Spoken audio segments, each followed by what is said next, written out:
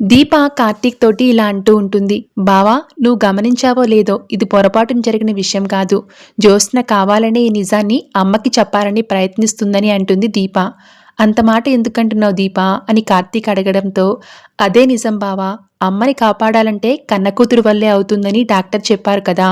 కానీ ఇక్కడ ఉన్న జ్యోత్స్న కన్న కూతురు కాదు. ఆ విషయం తెలియక ఇప్పుడు అందరూ మౌనంగా ఉన్నారు.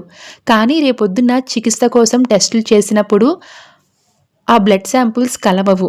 అప్పుడు నిజం బయటపడిపోతుంది కదా. అందుకే ఈ పని చేసిందనే నిజాన్ని చెప్తుంది దీప.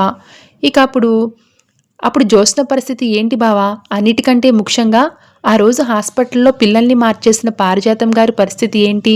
ఇప్పుడు తను చేసిన పాపం తన దగ్గరే ఈ కథ ఆగుతుంది. నిజం తెలిస్తే ఇంట్లో వాళ్ళు పారిజాతం జ్యోత్స్నాలను క్షమిస్తారా?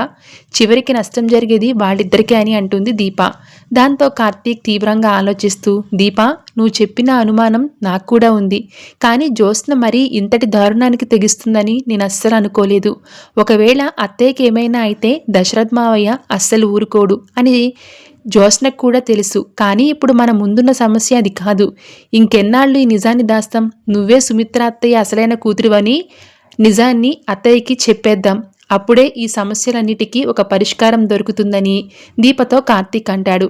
ఇక అప్పుడు దీప ఒక్కసారిగా షాక్ అవుతూ, వద్దు బావా, ఆ మాట అనకండి. అల్లారుముద్దుగా పెంచుకున్న కూతురు తన కన్న కూతురు కాదని, తను ఎవరినో పెంచుకున్నానని తెలిస్తే అమ్మ ఆ షాక్ని తట్టుకోలేదు.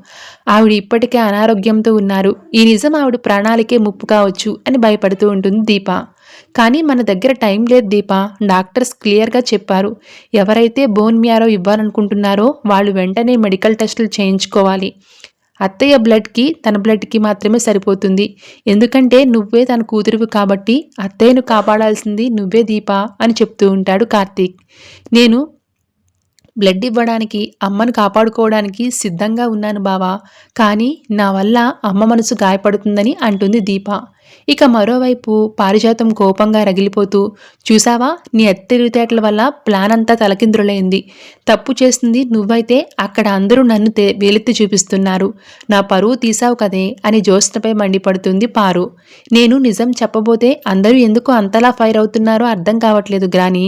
అదే నిజం ఆ దీప కనుక చెప్పి ఉంటే సుమిత్రమ్మ మీద తనకి ఎంత ఇష్టమో అందుకే ధైర్యం చేసి నిజాన్ని బయటపెట్టింది అని అందరూ ఆకాశానికి ఎత్తేసేవాళ్ళు. ఇప్పుడు నన్ను మాత్రం విలన్ని చేస్తున్నారు అని జ్యోత్స్న అంటుంది. అది కాదు జ్యోత్స్న, ఇప్పుడు సుమిత్రకు ఏమైనా అయితే దశరథ్ ఊరుకోడని పారిజాతం అంటూ ఉంటుంది. మా మమ్మీకి ఏ రోజైనా నిజం తెలియాల్సిందే గ్రాని అని జ్యోత్స్న నచ్చ చెప్తూ ఉంటుంది. Thanks for watching.